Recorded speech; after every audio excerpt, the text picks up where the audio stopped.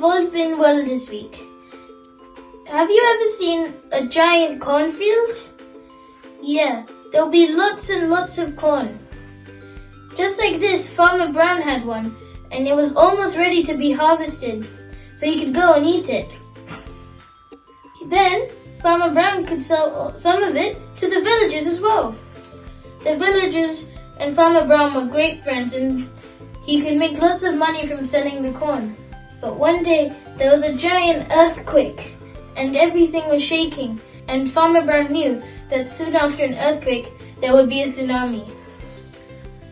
Knowing this, he took a bunch of wooden planks all the way down the mountain to the village, and he gave them to the villagers, hoping that they would also build up wood on their houses to stop it from flooding. But the villagers didn't listen to them. They had never seen a tsunami, so they didn't even care.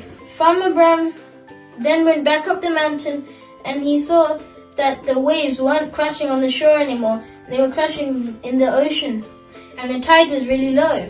He knew these were also signs of a giant tsunami coming, so he thought of running down to the villagers to warn them.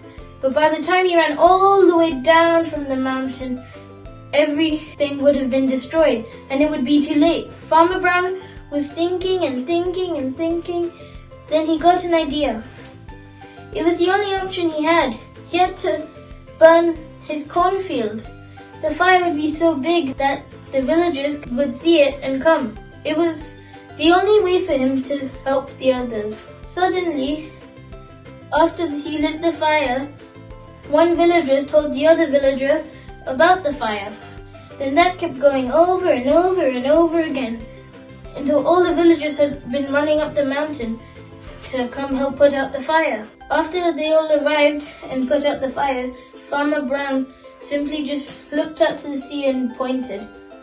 A giant tsunami had already come and washed over villagers' houses, and everything was destroyed.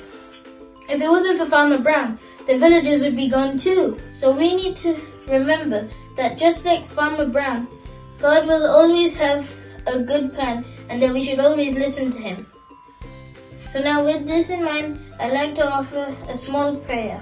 Dear Jesus, thank you for helping us to learn about this story, and please help us to remember to listen to you and to go through your plan, even though we may have a different one. With this, please help us to go through our daily lives. In your precious name I pray, Amen. I hope you've enjoyed the story this week. Bye!